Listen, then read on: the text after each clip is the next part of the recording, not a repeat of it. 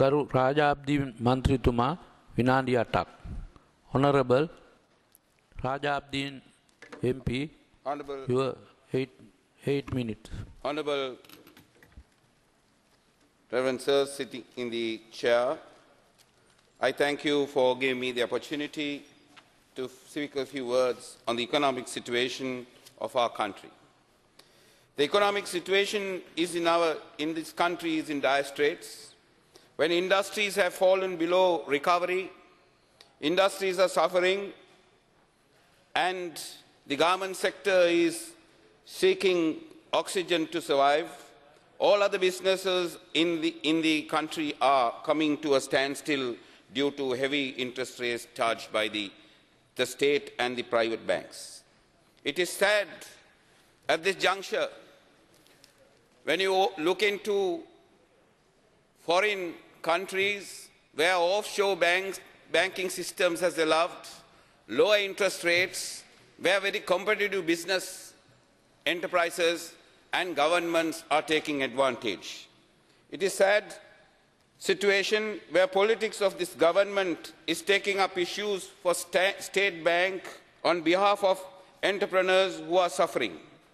Many corrupt practices, and that is in the same state bank as well as the private sector, yet not proven to be above politics, and even not given reliefs to encroach into the Mahinda Chintaniya. Today, enterprises and other ones some enterprises heading a mega government institution whose segment of business is today launched into the business of finance, where he is offering 25% and over in interest. Who is going to be benefited in such interest rate? Is it the farmer? Is it the government servant? Is it the teacher? Is it the worker? No, sir.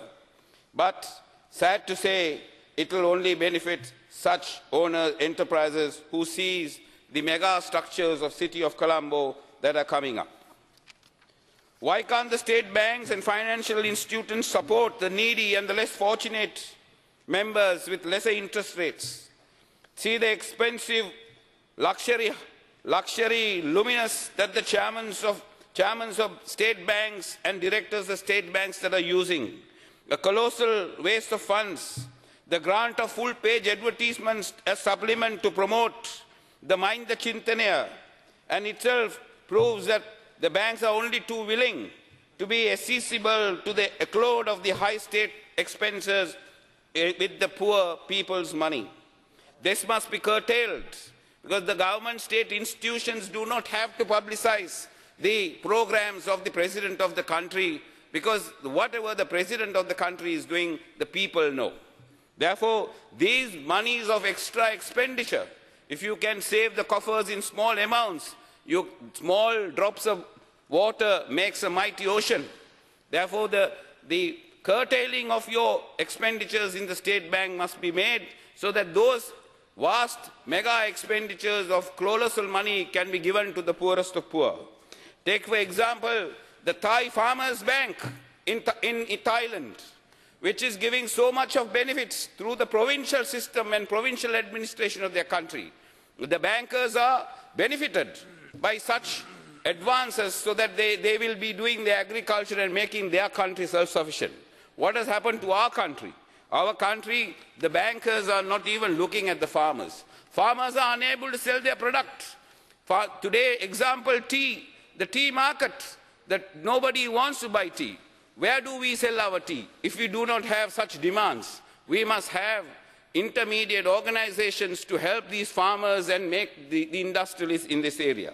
I appeal to the Ministry of Finance and the chairman of banks to set up complete housing schemes for the benefit of the blank employees, and the waste of the vast land of area that are found in the abundance in the city of Colombo, outside the city of Colombo, can be utilized. I know today Housing Finance Development Corporation is not able to fund any individuals, especially the government sector, as a banking loan.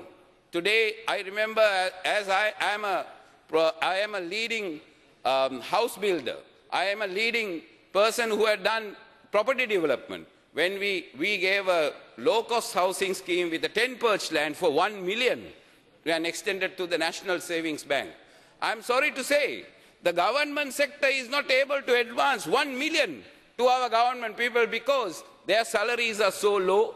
They have no means to support this after-sales, the system of loans. Therefore, I was invite the Housing Finance Development Corporation, the important areas of the state where the private sector participation with the assistance of association coming under the purview of various bodies such as the Chamber of Commerce, business chambers and association together with the architects so that the Housing Finance Development Corporation can come under correct line of thinking. Today, under the purview of the Ministry of Housing, this particular ministry has become an ocean of corruption, where it has failed to supply the genuine demands of the poor, especially the Muslims in the East, especially the thirsty people, thirsty house-owning people of Ampare, also the people in Batiklo, Ampare, who are affected by the tsunami. Today, up to date, they are living in shanty tenements, living in tents, where our government is not able to fulfill the needs. Even today, one can see the housing department has completely failed to maintain the amenities and many housing complexes such as Mattegoda, Sri Javadanapura, Rukmal Ganga, Maligavatta, Slave Island, Crow Island and Mattakulia. Honorable Sir, I would like to say these monies must come from the banks. If the banks are not able to gear the system of development in this country, not only as to the farmers, not only to the situation where the businessmen, but also to the poor members of this country. You have milked, the government has milked the poorest of the poor for the affluent to live together. Example, I would like to say the amount of debts that we have borrowed from the local banks. We have borrowed such monies so that there was a situation, may I remind, in the Indonesia, where Jakarta had to go in total recession, where everybody went overnight out of the country. Some of the leading businessmen of the country committed suicide, where the rate of money fell overnight. And so many neighboring countries made use of the situation. You have got the macro world, where the economic situation of the country has improved. America has collapsed today. Places like China has collapsed.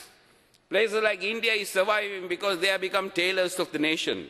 We Sri Lankans, who are only dependent on the foreign labor force that we are exporting today, as we are not doing well in the export of tea, we are not doing well in the export of other non-traditional goods. When the oil market has gone up from level to levels, and the increase of electricity rates has brought down the production of this country, we are not able to compete international market. You can foresee in years to come, in very soon, you will see a sudden breakdown of the country's economy. I am sure the so-called the pundits of the economic situation of the country who are heading this particular organization will find enough and console enough to think so that they will provide this country with a macro system of maintaining our community. I thank you very much for giving this opportunity.